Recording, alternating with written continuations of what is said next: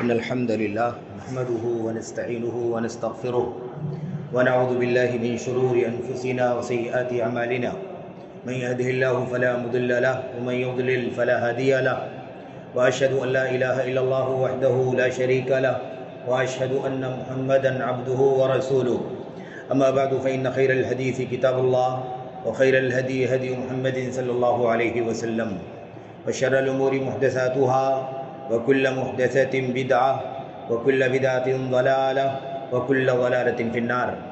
أعوذ بالله من الشيطان الرجيم. بسم الله الرحمن الرحيم. فإن لم يستجيبوا لك فاعلم أنما يتبعون أهواءهم ومن أضل ممن اتبع هواه بغير هدى من الله إن الله لا يهدي القوم الظالمين. وقال النبي صلى الله عليه وسلم لا يؤمن أحدكم حتى يكون هواه تبعا لما جئت به او كما قال النبی صلی اللہ علیہ وسلم. برادران اسلام، دینی و ملی بھائیوں، نوجوان دوستوں، احباب اور بزرگوں، قابل احترام ماں اور بہنوں، عزیز بچوں، اللہ تبارک و تعالیٰ نے ہمیں اور آپ کو اپنا پسندیدہ دین اسلام عطا فرمایا. اس دین کی اساس قرآن کریم اور اسی طرح سے نبی کریم صلی اللہ علیہ وسلم کی سنت کی روشنی ہمیں عطا فرمائی، اور اسی کو اللہ تبارک و تعالیٰ نے ہدا قرار دیا، ہدایت کا سرچشمہ، ہدایت کا خزانہ، ہدایت کا مرکز. اور اسی کتاب اور نبی کریم صلی اللہ علیہ وسلم کی سنت کے ذریعے سے جب تک امت اس پر قائم رہی، ہدایت پر قائم رہی، ضلالت سے، ہلاکت سے اپنے آپ کو بچاتی رہی. نبی کریم صلی اللہ علیہ وسلم صحابہ کرام کی مجلس میں تشریف لائے.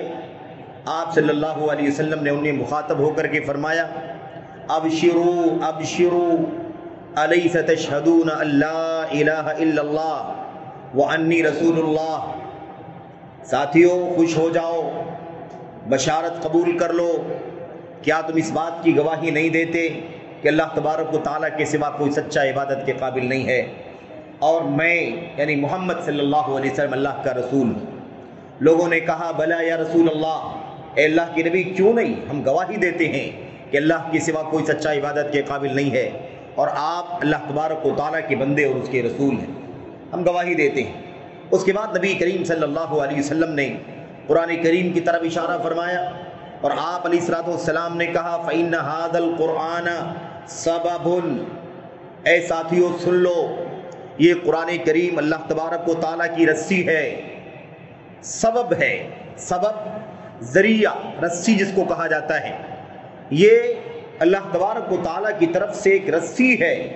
طرفہ بید اللہ و طرفہ بایدیکم، اس رسی کا ایک سرا اللہ تبارک و تعالیٰ کے ہاتھ میں ہے، اور اس کا دوسرا سرا اے امت کے لوگوں، اے اللہ کے بندو، تمہارے ہاتھ میں ہے. فاستمسکوا بہ، اس رسی کو مضبوطی کے ساتھ پکڑے رہو. فلن تضلوا ولن تہلکوا بعدہ ابدا. یاد رکھو، جب تک اس قرآن کریم کو، جو اللہ تبارک و تعالیٰ کی رسی ہے اور اس کا ایک سرا اللہ تعالیٰ کے ہاتھ میں ہے، دوسرا تمہارے ہاتھ میں ہے، جب تک اس کو مضبوطی سے پکڑے رہو گے، نہ تو کبھی ہرگز ہرگز ہلاک ہوگے، اور نہ کبھی ہرگز ہرگز ضلالت اور گمراہی کے قریب جاؤ گے. اللہ کے نبی محمد رسول اللہ صلی اللہ علیہ وسلم نے اس قرآن کریم کے بارے میں ارشاد فرمایا کہ یہ وہ ہدایت کا سرچشمہ ہے. ہدایت کا مطلب راستے پر چلتے رہنا، بھٹکنے سے، بہکنے سے، پھسلنے سے، الگ ہو جانے سے، جدا ہو جانے سے، کسی اور کے پیچھے چل پڑنے سے، کسی اور چیز کے پیچھے بہک جانے سے اپنے آپ کو بچا لیتا ہے جب آدمی ہدایت پر رہتا ہے. یاد کریں کہ اگر کسی آدمی کے ہاتھ میں رسی ہو اور رسی کا دوسرا سرا وہ کسی اور کے ہاتھ میں دے دے اور کہے اسے پکڑ کر کے چلتے رہو، جہاں جہاں میں جاتا ہوں تم بھی میرے ساتھ ساتھ چلتے رہو، تو یہ بتائیے کہ کیا کبھی وہ راستہ بھٹک سکتا ہے؟ اللہ کے نبی محمد رسول اللہ صلی اللہ علیہ وسلم انسانیت کے معلم ہیں، انسانیت کے رہنما ہیں، انسانیت کو اللہ تبارک و تعالیٰ کی طرف سے پیغام پہنچانے والے ہیں. آپ علیہ الصلوۃ والسلام نے اس حقیقت کو سمجھایا. میرے بھائیوں، میرے بزرگوں، تو قرآن کریم ہدایت ہے. اللہ تبارک و تعالیٰ فرماتا ھدی للمتقین، متقیوں کے لیے ہدایت ہے. ھدی للناس، پوری انسانیت کے لیے ہدایت ہے. فمن اتبع ھدایا، اللہ فرماتا جو میری ہدایت کی پیروی کرے گا. نہ وہ کبھی بھٹکے گا، نہ کبھی بہکے گا، نہ کبھی گمراہی کے قریب جائے گا، نہ کبھی ہلاکت کا شکار ہوگا۔ قرآن کریم کو اللہ تبارک و تعالیٰ نے ہدایت فرمایا، اور یہی نبی کریم صلی اللہ علیہ وسلم کی سنت، آپ کی سیرت، آپ کا قول، آپ کا فعل، آپ کا عمل، آپ کی تقریریں، یعنی آپ نے جو کچھ دیکھا اور کرنے دیا، منع نہیں کیا، ڈانٹا نہیں، تنبیہ نہیں کیا، بلکہ آپ نے چلنے دیا، آپ کے فیصلے، آپ کے فتاوے، یہ سب بھی کیا ہیں؟ ہدایت ہیں۔ یہ بھی ہدایت ہے جس کو ہدا کہا گیا۔ اللہ کے نبی محمد رسول اللہ صلی اللہ علیہ وسلم ہمیشہ جب خطبۃ الحاجہ پڑھا کرتے تھے، جب بھی مخاطب کرنے کے لیے، اپنے ساتھیوں کو کوئی بات بتلانے کے لیے، کوئی بھی موقع، جب بھی آپ کبھی اکٹھا ہوتے، کوئی پیغام دینا ہوتا، کچھ بتانا ہوتا، نکاح پڑھانا ہوتا، یا کوئی بھی کام کرنا ہوتا، تو آپ صلی اللہ علیہ وسلم اللہ تعالیٰ کی حمد و ثنا فرماتے، اپنے اوپر درود بھیجتے، اور اس کے بعد اللہ تبارک و تعالیٰ کے حکم سے جو بھی آپ کو کہنا ہوتا آپ کہتے۔ جب آپ خطبۃ الحاجہ پڑھتے، آپ صلی اللہ علیہ وسلم کہا کرتے فَإِنَّ خَيْرَ الْكَلَامِ كَلَامُ اللَّهِ یا خَيْرَ الْكِتَابِ كِتَابُ اللَّهِ وَخَيْرَ الْهَدِيِ هَدْيُ مُحَمَّدٍ صلی اللہ علیہ وسلم۔ سب سے بہترین کتاب، سب سے اچھی کتاب، سب سے اچھا کلام اللہ تبارک و تعالیٰ کا کلام ہے، اور سب سے بہترین ہدایت یہ محمد الرسول اللہ صلی اللہ علیہ وسلم کی ہدایت ہے۔ تو قرآن کریم ہدا ہے، نبی کریم صلی اللہ علیہ وسلم کی سنت ہدا ہے، یہ ہدایت ہے۔ ہم نے آپ کے سامنے ایک آیت کریمہ پڑھی ہے، سورۃ القصص کی آیت کریمہ ہے، اور بڑی عظیم الشان ہے۔ اللہ تبارک و تعالیٰ قرآن کریم کی آیت کریمہ میں ارشاد فرماتا ہے فَإِن لَّمْ يَسْتَجِيبُوا لَكَ فَاعْلَمْ أَنَّمَا يَتَّبِعُونَ أَهْوَاءَهُمْ۔ اے نبی کریم صلی اللہ علیہ وسلم، اگر یہ لوگ آپ کی بات نہیں مانتے ہیں، آپ کی بات قبول نہیں کرتے ہیں، آپ جو کچھ اللہ کی طرف سے پیش کر رہے ہیں اسے نہیں مانتے ہیں، نہیں قبول کرتے ہیں، فَاعْلَمْ تو آپ جان لیں، اگر آپ کی بات نہیں مانی جا رہی ہے، آپ کو پیغام جو اللہ کی طرف سے آپ لے کر کے آئے ہیں، اگر اسے سنا نہیں جا رہا ہے، قبول نہیں کیا جا رہا ہے، اس پر عمل برآمد نہیں کیا جا رہا ہے، اگر ایسی حالت ہے فَاعْلَمْ تو آپ جان لیجئے أَنَّمَا يَتَّبِعُونَ أَهْوَاءَهُمْ کہ یہ لوگ یقیناً آپ کی ہدایت پر نہیں چل رہے ہیں، بلکہ اپنی خواہشات نفسانی کے پیچھے چل رہے ہیں۔ دو ہی ہے، تیسرا کچھ نہیں، یا تو ہدا، اور ہدا پر نہیں چلتے ہیں تو ہوا، خواہشات نفسانی۔ بس یہی فرق سمجھ لینا ہے ہمیں۔ اللہ تبارک و تعالیٰ کا دین ہدا ہے، قرآن کریم ہدا ہے، سنت رسول ہدا ہے، راہ سلف ہدا ہے، اور اس پر چلنا ضروری ہے، تبھی ہدایت کا راستہ ملے گا۔ دنیا کے اندر عزت کا راستہ، امن و سلامتی کا راستہ، اللہ تبارک و تعالیٰ کی رضا کا راستہ، اللہ تبارک و تعالیٰ کی طرف سے، اللہ تبارک و تعالیٰ کی طرف سے رحمتوں کی، برکتوں کی برکھا ملے گی، اور مرنے کے بعد اللہ تبارک و تعالیٰ جنت کی نعمتوں سے مالا مال فرمائے گا، جس کا وعدہ اللہ تبارک و تعالیٰ نے فرمایا۔ لیکن اگر ہم یہ کام نہیں کرتے ہیں تو حتمی طور پر کچھ بھی کرتے ہیں، اس کو اللہ تبارک و تعالیٰ کے کلام میں ہوا کہا گیا۔ ہوا کسے کہتے ہیں؟ ہدایت کے خلاف جو کچھ ہے وہ ہوا ہے، ہماری خواہشات نفسانی ہوا ہے، ہماری من کی مرضی ہوا ہے، ہماری عقل میں جو کچھ آئے وہ ہوا ہے، فلاں کی بات ماننا ہوا ہے، جو کچھ بھی کریں وہ ہوا ہے۔ خدا جو نہیں ہے وہ ہوا ہے۔ ہوا کا مطلب یہ اردو والا ہوا نہیں، ہوا کا مطلب نفس کی خواہش، اپنی مرضی، جو جی چاہتا ہے انسان کرتا ہے، اسی کو ہوا کہتے ہیں۔ میرے بھائیوں، بڑا خطرناک ہے یہ۔ ہدایت کا ضلالت کا، گمراہی کا سب سے بڑا خطرہ انسان کے اوپر اس وقت آتا ہے جب انسان ہدایت سے ہٹ کر کے اپنی نفسانی خواہشات پر چلنا شروع کر دیتا ہے۔ آیت کریمہ سنیے غور سے، اللہ تبارک و تعالیٰ فرماتا ہے اگر یہ لوگ آپ کی بات نہیں مانتے ہیں، اگر آپ کی بات یہ لوگ تسلیم نہیں کرتے، قبول نہیں کرتے، مانتے نہیں ہیں، تو آپ جان لیجئے کہ پھر یہ لوگ اگر آپ کی پیروی نہیں کر رہے ہیں، فَاعْلَمْ تو آپ جان لیجئے انما یتبعون اہواءہم کہ یہ لوگ پھر اپنی اہواء یعنی خواہشات نفسانی کی پیروی کر رہے ہیں۔ آپ دیکھیں کوئی بیچ میں تفصیل نہیں ہے، کیوں آپ کی بات نہیں مانتے، وجہ کیا ہے، سبب کیا ہے، کارن کیا ہے، کچھ نہیں۔ اگر آپ کی بات نہیں مانتے ہیں تو اس کا مطلب یہ ہے کہ پھر وہ اپنی ہوا کے پیچھے چل رہے ہیں، نفسانی خواہشات کے پیچھے چل رہے ہیں۔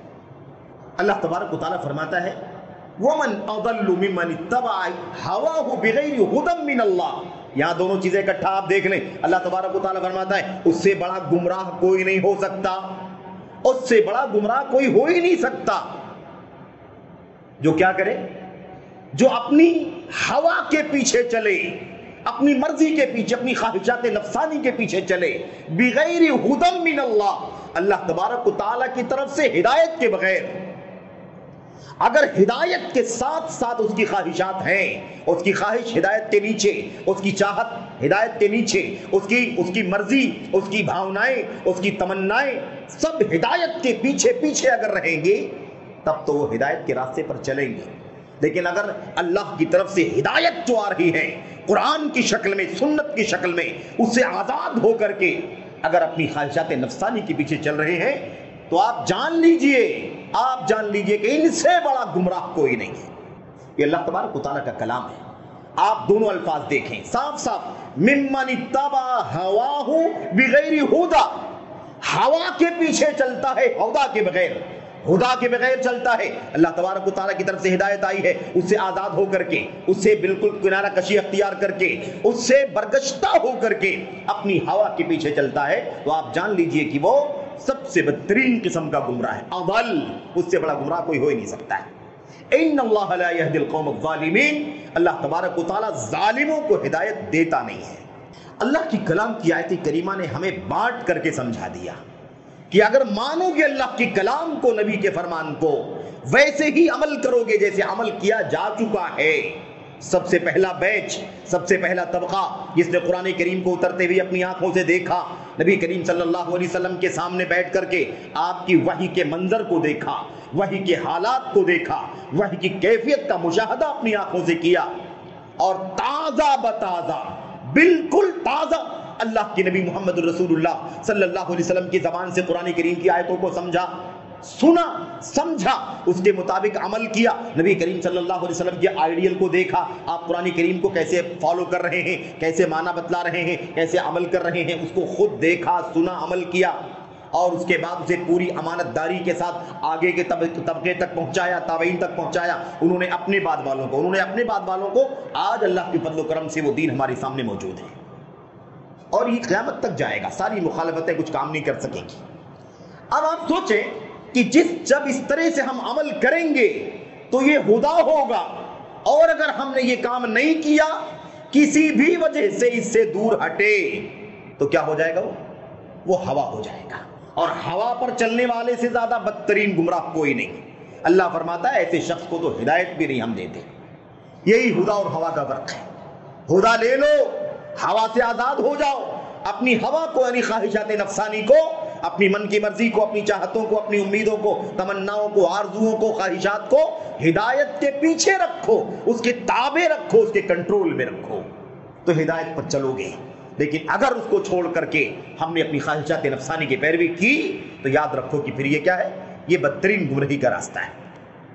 اللہ کے نبی محمد رسول اللہ صلی اللہ علیہ وسلم کی مشہور حدیث، بہت ساری باتیں ہیں، موضوع بہت، یہ ساری موضوعات ایسے ہیں جس میں دنیا بھر کی دلیلیں، لیکن چونکہ خطبہ جمعہ ہے، مختصر وقت ہوتا ہے، اس لیے 2-4 باتیں اہم ہم سمجھ لیں بس۔ اللہ تبارک و تعالیٰ ہمیں توفیق عطا فرمائے، آمین رب العالمین۔ اللہ کے نبی صلی اللہ علیہ وسلم نے فرمایا، لا یؤمن احدکم حتی یکون ہواہ تبعا لما جئت بہ۔ اللہ کے نبی نے فرمایا تم میں سے کوئی بھی آدمی اس وقت تک ایمان والا نہیں ہو سکتا جب تک کہ اس کی خواہشات، اس کی ہوا، اس کی من کی مرضی، اس کی چاہتیں، سب کچھ میری لائی ہوئی شریعت کے تابع نہ ہو جائیں۔ میرے بھائیو، اللہ کے نبی محمد رسول اللہ صلی اللہ علیہ وسلم نے اس مسئلے کو اتنا سمجھایا، ایسے سمجھایا کہ اس سے اچھا سمجھایا نہیں جا سکتا۔ اللہ کے نبی نے فرمایا سمجھنا ہی ہے تو ایسے سمجھ لو، موسیٰ اور عیسیٰ کو جانتے ہو کہ نہیں جانتے ہو؟ موسیٰ علیہ السلام اللہ تبارک و تعالیٰ کے کلیم، جن کو اللہ تبارک و تعالیٰ نے شرف ہم کلامی سے نوازا، ہم کلامی کا مقام عطا فرمایا۔ حضرت موسیٰ کلیم اللہ علیہ السلام، حضرت عیسیٰ علیہ السلام، میرے بھائیو مسیح۔ لیکن آپ دیکھیں اللہ کے نبی فرماتے ہیں صلی اللہ علیہ وسلم حضرت موسیٰ کے بارے میں، اگر موسیٰ زندہ ہوتے، لو کان موسیٰ حیا لما وسعہ الا اتباعی، اگر موسیٰ بالفرض زندہ ہوتے تو انہیں بھی میری پیروی کرنے کے بغیر کوئی چارہ نہیں ہوتا۔ یعنی موسیٰ بھی اگر میری آمد کے بعد دنیا میں اگر رہے تو ان کو بھی ہوا پر نہیں بلکہ ہدا پر چلنا ہوگا۔ اگر وہ اس پر نہیں چلیں گے تو ہوا پر چلنے والے مانے جائیں گے۔ اس لیے یہ مسئلہ اتنا ہے، اگر نبی کی مثال دے کر کے اللہ کے نبی سمجھاتے ہیں کہ موسیٰ علیہ السلام جیسا پیغمبر بھی اگر ہو دنیا کے اندر تو میرے آنے کے بعد، قرآن کو اترنے کے بعد اسی ہدایت پر اس کو عمل کرنا ضروری ہے۔ عیسیٰ علیہ السلام کے بارے میں اللہ کے نبی نے فرمایا قرب قیامت، جب قیامت کی بڑی نشانیوں میں سے 10 بڑی نشانیوں میں سے ایک نشانی بن کر کے آئیں گے، نبی کریم صلی اللہ علیہ وسلم کے امت کے فرد کی حیثیت سے آئیں گے، امت کے فرد کی حیثیت سے آئیں گے، امتی کی حیثیت سے آئیں گے۔ میرے بھائیوں، یعنی آپ جو کچھ بھی عمل کریں گے وہ محمد الرسول اللہ صلی اللہ علیہ وسلم کی لائحہ دین، آپ کی کتاب جو آپ لائے ہیں اللہ تبارک و تعالیٰ کی طرف سے، آپ کی سنت اور آپ کی شریعت کی پیروی کریں گے، جو بھی حکم، جو بھی فیصلہ، جو بھی قضیہ، جو بھی حکم چلے گا وہ محمد الرسول اللہ صلی اللہ علیہ وسلم کی سنت و شریعت کے مطابق چلے گا۔ یہ ہے ہدا، اور اس کے خلاف اگر ہم نے کیا تو وہ کیا ہے؟ ہوا۔ اور ہوا کو سمجھ لیں کہ بالکل عام بات ہے، ہدایت کے سوا کچھ نہیں ہے ہوا کے علاوہ۔ اگر ہدایت ہے تو ٹھیک ہے، اور ہدایت نہیں ہے تو ہوا ہے۔ اب آپ سوچیں گے کیا ہے اس کے اندر؟ جتنی ضلالتیں، جتنی گمراہیاں، جتنی ہلاکتیں، جتنے فرقے، جتنی ٹولیاں، جتنی رائیں، جتنے نظریات، جتنے سیکٹ جتنے بھی بنے ہیں دنیا کے اندر، اور جتنے بنیں گے قیامت تک، یہ سب کے سب ہوا کے قبیل سے، سب کے سب کیا ہیں؟ ہوا کے قبیل سے۔ دین وہ ہے، ہدایت وہ ہے جو اللہ تبارک و تعالیٰ نے اتار دیا ہے۔ دین پیدا نہیں ہوگا دنیا کے اندر، ہدایت پیدا نہیں ہوگی دنیا کے اندر زمین سے، ہدایت اتری ہے اللہ تبارک و تعالیٰ کی طرف سے، اللہ نے اتارا ہے، اسے اتارا ہے۔ اس لیے اللہ تعالیٰ نے فرمایا کہ جو میری طرف سے اتاری ہوئی ہدایت کی پیروی کرے گا اسے اللہ تبارک و تعالیٰ کامیابی سے ہمکنار فرمائے گا۔ میرے بھائیو، اب ہوا کیا کیا ہے؟ ہوا کیا کیا ہے؟ ہدایت کے سوا سب ہوا ہے۔ کیا کیا ہے؟ مثال کے طور پر ہدایت کے سوا جو ہوا ہے، خواہشات نفسانی، اس کے اندر شرک سب سے پہلے نمبر، کفر، نفاق ہے کہ نہیں، بدعات، یہ سب کیا ہے؟ یہ سب ہوا کے راستے ہیں۔ کیونکہ شرک کیا تو ہدایت پر نہیں چلا، اپنی مرضی پر چلا، اس کو بڑا مان کے اس کے پیچھے چلنے، اس کی سجدہ کرنے لگا، فلاں کو بڑا مان کر کے اس کے سامنے سر ٹیکنے لگا، فلاں کو بڑا مان کر کے اس کے سامنے ہاتھ پھیلانے لگا، فلاں کو بڑا مان کر کے اس کے سامنے اپنی مرادوں کا سوال کرنے لگا، فلاں سے فریاد کرنے لگا، فلاں سے پناہ مانگنے لگا۔ یہ سب کیا ہے؟ یہ سب ہوا ہے، کیونکہ اپنی مرضی کے مطابق اس کو ایسا بڑا سمجھا کہ اللہ تبارک و تعالیٰ کے درجے میں رکھ دیا اسے۔ یہ ہوا ہے۔ اللہ تبارک و تعالیٰ کے پر ایمان رکھنا ایمان، انکار کرنا کفر ہے۔ اگر کفر کیا تو ہدایت پر نہیں چلا بلکہ وہ ہوا پر چلا، اس لیے کفر بھی کیا ہے؟ ہوا ہے، ہدایت نہیں ہے۔ بدعت، نبی کریم صلی اللہ علیہ وسلم نے اللہ تبارک و تعالیٰ کی طرف سے پورا دین امانت داری کے ساتھ پہنچا دیا، اس میں کوئی کمی کوتاہی نہیں چھوڑی، بڑھا کر کے کمپلیٹ کرنے کی گنجائش نہیں چھوڑی۔ الیوم اکملت لکم دینکم، دین مکمل ہو چکا ہے۔ فماذا بعد الحق الا الضلال وما بقي بعد الكمال الا النقص، ابو بکر صدیق رضی اللہ تعالیٰ عنہ نے کہا تھا جب دین کمپلیٹ ہو چکا ہے تو کمپلیٹ کے بعد اب آگے نہیں جا سکتا ہے، اس کے اندر نقص ہو سکتا ہے۔ تو نہ تو بڑھانے کی گنجائش ہے اور نہ اس میں کوئی کمی کرنے کی گنجائش ہے، اس کے اندر بڑھانے کی کوشش کرنا بھی کمی کرنا ہے۔ میرے بھائیوں، اللہ تبارک و تعالیٰ نے ایسے ہی ہوا کے اندر اور کیا ہے میں آپ کو بتاؤں، اتنے فرقے دنیا کے اندر پیدا ہوئے، یہ سارے فرقے کیوں پیدا ہوئے؟ اسی لیے کہ وہ ہوا پر چلتے ہیں، ہوا پر چلنے کی وجہ سارے فرقے پیدا ہوئے۔ خوارج کا فرقہ پیدا ہوا ہوا کی بنیاد پر، خواہشات نفسانی کی بنیاد پر، جن لوگوں نے حضرت علی کے خلاف بغاوت کیا ہوا کی بنیاد پر، جن لوگوں نے مسلم حکمرانوں کے خلاف بغاوت کا جھنڈا اٹھایا اپنی ہوا خواہشات نفسانی کے مطابق۔ ہدایت قرآن کی، ہدایت سنت رسول صلی اللہ علیہ وسلم کی کسی کو اجازت نہیں دیتی بغاوت کرنے کے سلسلے میں۔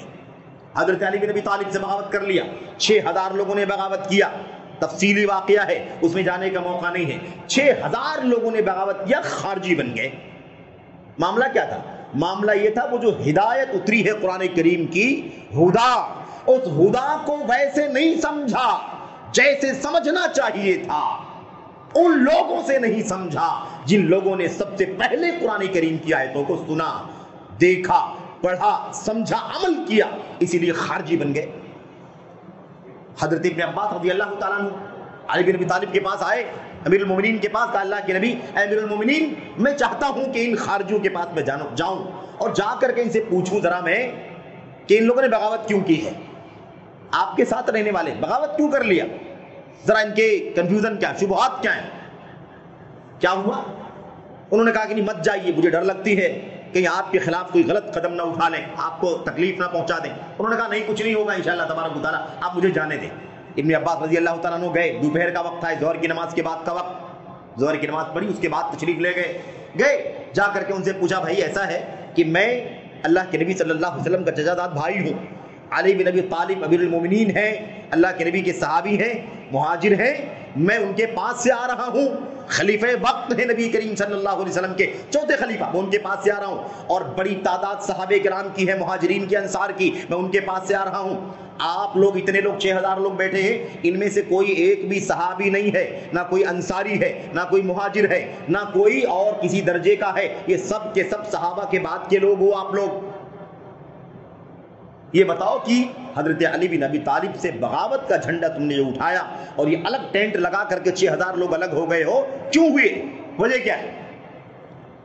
وجہ بتاؤ۔ کہا ٹھیک ہے وجہ بتاتے ہیں، 3 وجوہات بتلائی، کہا اور کچھ ہے، کہا بہت ساری وجوہات ہیں لیکن 3 بڑی بڑی وجہ ہیں۔ اور 3 وجہ کیا تھی معلوم آپ کو؟ وہ قرآن کریم کی 3 آیتیں تھیں، 3 آیتیں یا 3 باتیں تھیں جن کو غلط سمجھا تھا قرآن کریم کے ذریعے سے، ویسے نہیں سمجھا تھا جیسے سمجھنا چاہیے تھا۔ ابن عباس نے فرمایا بتاؤ پہلی بات کیا ہے؟ پہلی بات بتائی، اس کا جواب دیا قرآن کریم سے، کہا ختم ہو گیا، شبہ ختم ہو گیا، ڈاؤٹ کلیئر ہو گیا، کہاں کلیئر ہو گیا؟ کہا دوسرا مسئلہ بتاؤں؟ دوسرا مسئلہ بتایا قرآن کریم دلیل دے کر کے، اس کا موقع نہیں ہے، سمجھایا، کہا مسئلہ حل ہو گیا، کہا بالکل سمجھ میں آ گیا۔ تیسری بات جواب دیا اس کا قرآن کریم سے، تینوں مسائل کا جواب دے دیا، کہا اب بتائیے کوئی شبہ تمہارے پاس باقی بچتا ہے؟ کہا نہیں کوئی شبہ باقی نہیں بچتا ہے۔ الحمدللہ 6000 لوگوں میں سے 2000 خارجیوں نے توبہ کر لیا اور فوراً اٹھ کر کے وہاں سے آئے اور علی بن ابی طالب کے ہاتھ پر رکھ کر کے بیعت کر لیا اور بغاوت کا جھنڈا توڑ دیا۔ لیکن 4000 لوگ اپنی ہوا پر چلتے رہے اور بغاوت کا جھنڈا اٹھائے رہے، اور پھر ان کا حشر وہ ہوا جو بعد میں ہونا چاہیے تھا۔ آپ دیکھیں کیوں کیا تھا یہ؟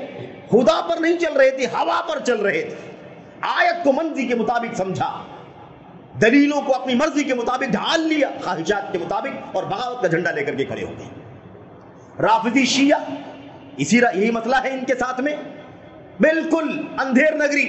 شیعوں کو دیکھو، رافضیوں کو، اللہ کے نبی صلی اللہ علیہ وسلم، آپ کے داماد حضرت علی، آپ کی چہیتی لاڈلی بیٹی حضرت فاطمہ، اور آپ کے نواسے حسنین رضی اللہ تعالیٰ عنہ اجمعین، ان 5 کے سوا وہ کسی کو نہیں مانتے۔ 2-3 صحابہ کو چھوڑ کر کے بقیہ سارے صحابہ کو کافر کہتے ہیں۔ کیوں ایسا کرتے؟ ہوا کے پیچھے چلتے ہیں۔ خدا نہیں ہے یہ، قرآن نہیں، سنت نہیں، صحابہ کا سمجھ اور ان کا فہم نہیں، اس لیے یہ معاملہ پیش آ گیا۔ آج دنیا کے اندر کتنی عقل پرستی چلتی ہے، عقل پرستی بھی ہوا ہے۔ قرآن پر نہ چلے، سنت پر نہ چلے، صحابہ کے طریقے پر نہ چلے جو ہدا ہے، اگر آدمی ان سے ہٹ کر کے یا ان کے معنی کو سمجھنے کے لیے اپنی عقل کو حاکم بنا دے کہ جو میری سمجھ میں آئے گا اسی کو فالو کروں گا، جو سمجھ میں نہیں آئے گا اسی کو نہیں مانوں گا، تو وہ بھی ہدا پر نہیں چلے گا بلکہ عقل کے پیچھے چلنے کی وجہ سے ہوا پر چلے گا۔ یہ عقل پرستی بھی کیا ہے؟ عقل پرستی بھی ہوا پرستی ہے، اور یہ تو بہت لمبا میدان ہے میرے بھائیوں، بہت لمبی داستان ہے عقل پرستی کی، عقل پرستی کی لمبی داستان ہے۔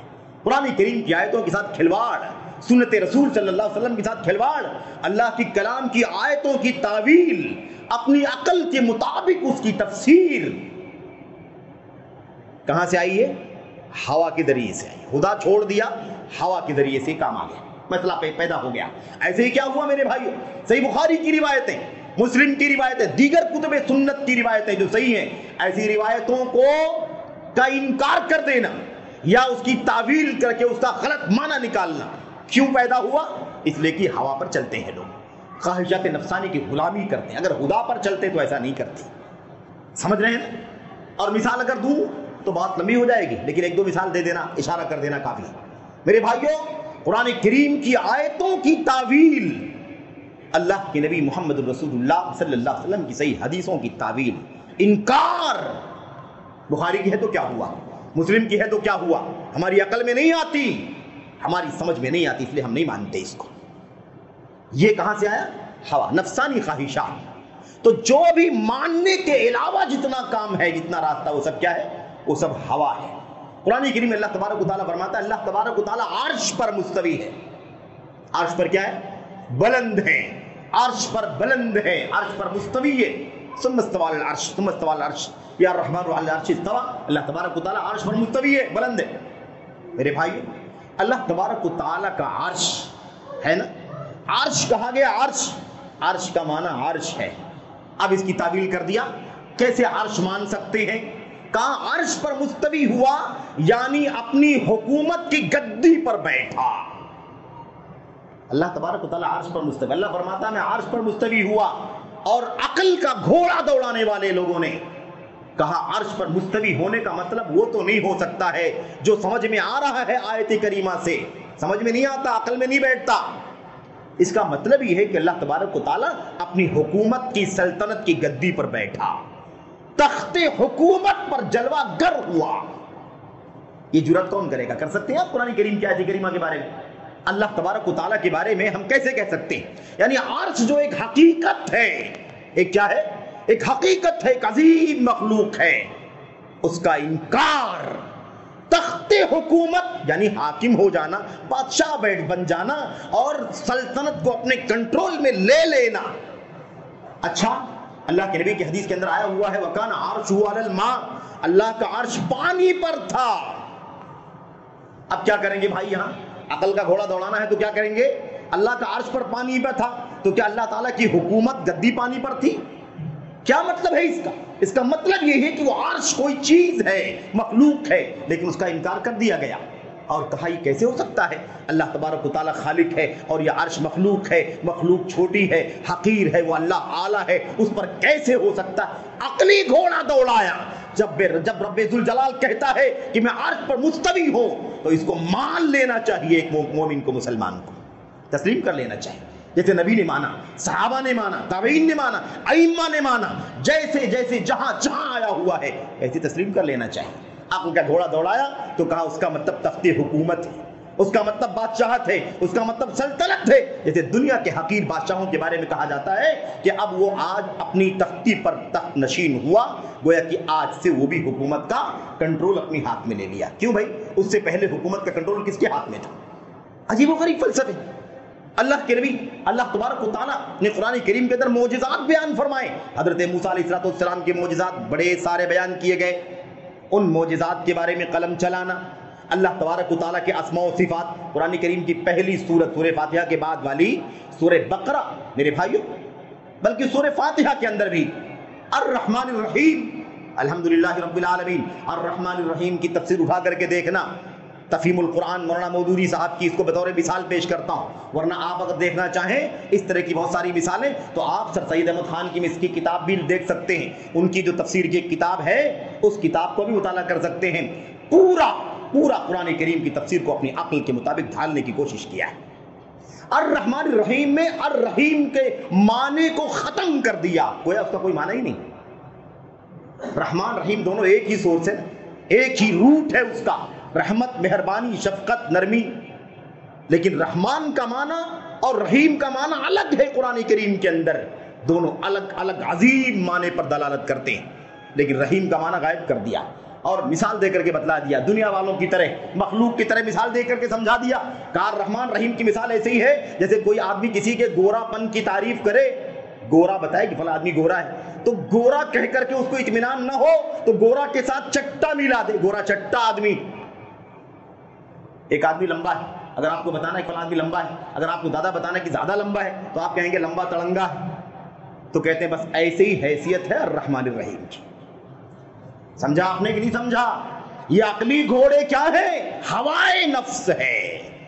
وَمَنْ أَضَلُّ مِمَّنِ اتَّبَعَ هَوَاهُ بِغَيْرِ هُدًى مِّنَ اللَّهِ. اس سے بڑا گمراہ کوئی نہیں ہو سکتا جو اللہ تعالیٰ کی ہدایت کے بغیر اس سے آزاد ہو کر کے اپنی نفسانی خواہشات کے پیچھے چلے. سمجھ رہے ہیں کہ نہیں سمجھ رہے؟ اور ایسے ہی یہ آج جو دنیا کے اندر تقلید کا جو بٹوارا ہے نا, تقلید کے نام پر, اس کے پیچھے بھی یہی کار فرما ہے, ہوا کے پیچھے چلنا. کس نے کہا کہ دنیا میں کسی کا مقام محمد الرسول اللہ صلی اللہ علیہ وسلم کے برابر ہو سکتا ہے؟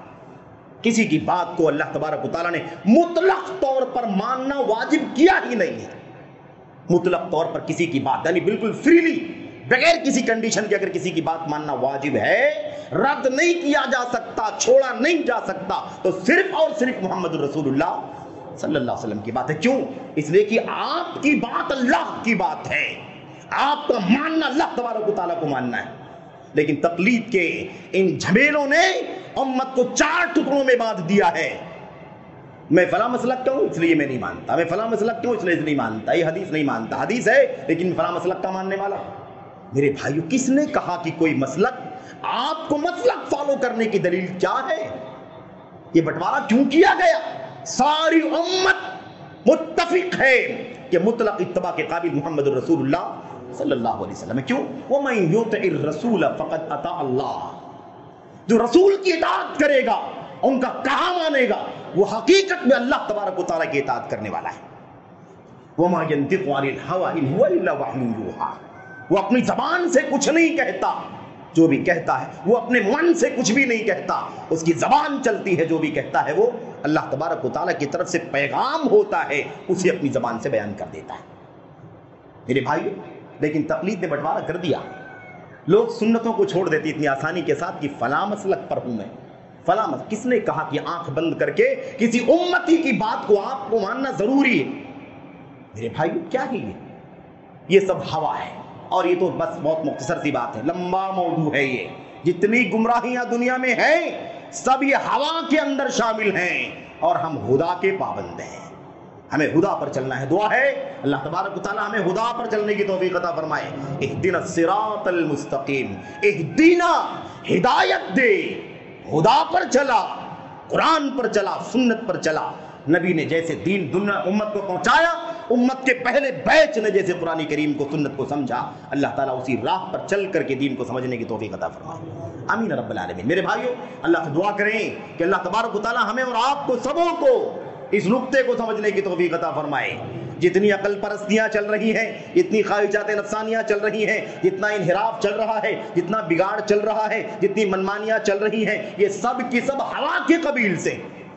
آج مصیبت یہ بھی ہے کہ اب یہ جو ہدایت کا سرچشمہ نبی کے ذریعے سے امت میں آیا دنیا میں، نبی کی وفات کے بعد یہ کیا خدا کا راستہ بند ہو گیا؟ نہیں بند ہوا، کیونکہ وہ علم نبوت منتقل ہو گیا امت کے علماء کے پاس۔ العلماء ورثۃ الانبیاء، علماء انبیاء کے وارث ہیں، جو سچے دین کے علم رکھنے والے لوگ ہیں وہ نبیوں کے وارث۔ آج امت کو یہ بھی ہوا کے پیچھے لگایا جا رہا ہے، جوہلا میدان میں آ رہے ہیں، جوہلا، ان کا میدان نہیں ہے علم کا، قرآن کا علم نہیں، سنت کا علم نہیں، شریعت کا علم نہیں، فقہ کا علم نہیں، اصول کا علم نہیں، عربی زبان کا علم نہیں، موٹی باتوں کا علم نہیں، عقیدے کی اساس کا علم نہیں، لیکن مائک ہے، میڈیا ہے، پاور ہے، طاقت ہے، پیسے ہیں، سارے اسباب موجود ہیں، تو ہم کسی سے پیچھے کیوں رہیں؟ ہر آدمی، سب کے جس کو دیکھو وہ اسی کتاب و سنت اور دین کے نام پر ہر آدمی گھس بیٹھ کرنے کے لیے آگے بڑھ رہا ہے۔ اور افسوس ہے ہم اپنے بھائیوں پر کہ یہ سمجھتے نہیں کہ علم علماء سے حاصل کرو، علم کے لیے علماء سورس ہیں، جو علماء نہیں ہیں انہیں علماء مت بناؤ، وہ گمراہی کا راستہ کھولیں گے، کیونکہ بصیرت پر نہیں ہے۔